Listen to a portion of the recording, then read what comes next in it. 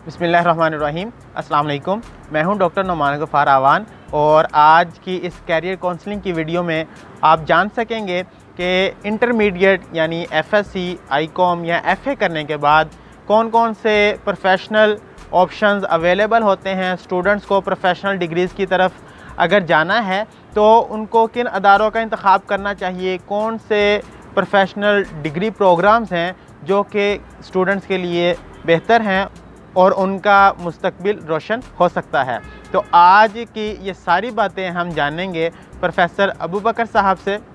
Sir Abu बकर तकरीबन 20 साल से दरसो तदरीस के शोबे से वाबस्ता हैं, पढ़ा रहे हैं, स्टूडेंट्स को एजुकेशनल काउंसलिंग प्रोवाइड कर रहे हैं, कैरियर काउंसलिंग प्रोवाइड कर रहे हैं। तो आज हम सर से ये सारी बातें जानेंगे। सर एफएससी करने के बाद या इंटरमीडिएट करने के बाद स्टूडेंट्स को एक बहुत बड़ी मुश्किल का सामना करना पड़ता है कि वो फर्दर स्टडीज़ के लिए कौन से प्रोग्राम्स को चूज़ करें। अगर किसी स्टूडेंट ने प्री मेडिकल किया है और उसका एमबीबीएस में एडमिशन नहीं हो सका, तो एमबीबीएस के बाद स्टूडेंट, प्री मेडिकल स्टूडेंट को ख़ास तौर पे किन किन ऑप्शंस का इंतखाब करना पड़ सकता है और उसके लिए बेस्ट ऑप्शन कौन सा होता है। इसी तरह प्री इंजीनियरिंग करने वाले स्टूडेंट्स को आगे किन मज़ामीन का इंतखाब करना चाहिए, उनके लिए कौन कौन से ऑप्शंस अवेलेबल हैं, और इसके साथ साथ एफए, आईकॉम करने वाले स्टूडेंट्स को किन मज़ामीन में जाना चाहिए। हाँ जी, ये बिल्कुल डॉक्टर साहब आप सही कह रहे हैं कि मैट्रिक के बाद तो चलें ये है कि हमारे पास 4-5 फील्ड होती हैं, या एफएससी कर ली, या आईसीएस कर ली, कॉमर्स कर ली।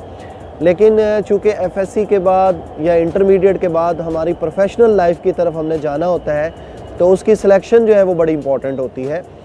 तो सबसे पहले तो वही पुरानी बात मैं करूँगा कि जी इसके लिए जो है वो आपको अपने टीचर्स के साथ और अपने एजुकेशनल कंसल्टेंट के साथ जो है वह ज़रूर उनकी रहनुमाई लेनी चाहिए। देखें, सबसे पहली बात कि आप वो फील्ड चूज़ करें जो जिसका आप में इंटरेस्ट हो। देखें, गोरा जो है वो हमसे आगे क्यों है?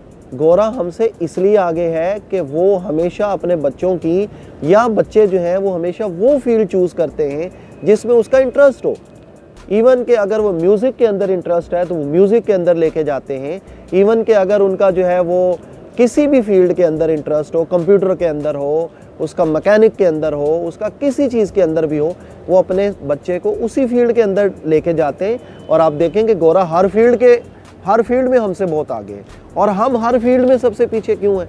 क्योंकि हमारे ऊपर प्रेशर होता है, हमारा बाप कह रहा होता है, हमारी वालदा कह रही होती है, हमारे रिश्तेदार कह रहे होते हैं कि जी आप जो है वो छोड़ दें इसको मेडिकल को, आप नॉन मेडिकल कर लें। प्रेशर के ज़रिए हम कर रहे होते हैं, तो जिसका इफ़ेक्ट जो है वो हमारे लिए नेगेटिव निकलता है। नंबर 1। नंबर 2 ये है कि ये तो मैंने आपको बता दिया डॉक्टर साहब कि हमें पहली फील्ड वो चूज़ करनी चाहिए जिसमें हमारा इंटरेस्ट हो। और दूसरी बात ये है कि बहुत सारी फील्ड आती हैं। जैसे आप एफएससी प्री मेडिकल कर लेते हैं तो एमबीबीएस आपकी फ़ील्ड आती है। उसके अलावा आपकी मेडिकल के अंदर और बहुत सारी फील्ड हैं जिसमें जो है वो डीपीटी है, डॉक्टर ऑफ फिजियोथेरेपी है, आरआईटी है, एमएलटी है, एचएनडी है, बायोकेमिस्ट्री है, साइकोलॉजी है।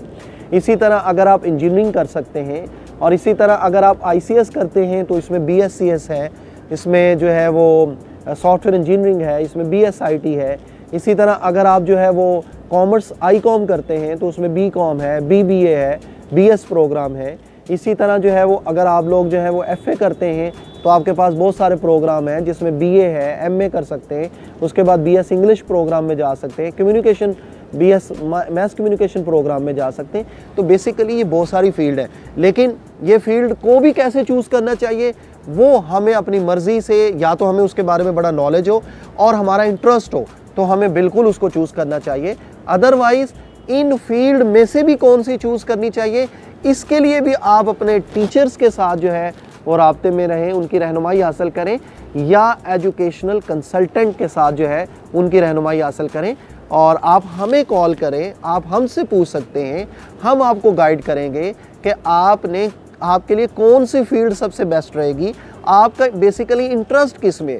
क्योंकि जब आप हमारे पास आते हैं या हमसे रब्ता करते हैं तो हम सबसे पहले जो है वो बच्चे की, स्टूडेंट की साइकी को समझते हैं, उसको साइकोलॉजिकल जो है वो समझने की कोशिश करते हैं कि वो किस फील्ड में जाना चाहता है। फिर उस फील्ड के हम जो है वो बेनिफिट्स बताते हैं, तो इंशाल्लाह वो बच्चा जो है वो बड़ा कामयाब होता है। सर, हम जब अपने आसपास देखते हैं तो हमें बेशुमार अदारे मुख्तलिफ़ डिग्री प्रोग्राम्स ऑफ़र करते नज़र आते हैं। No doubt government institutes best options हैं जहाँ पे मेरिट पे एडमिशन होता है, लेकिन बहुत से स्टूडेंट्स ऐसे होते हैं जो कि मेरिट पे पूरा नहीं उतरते, तो उनको फ़र्दर एजुकेशन कंटिन्यू करने के लिए किन अदारों का इंतखाब करना चाहिए, कौन से अदारे बेहतर हैं कि उनको अपनी डिग्री उन अदारों से कर लेनी चाहिए?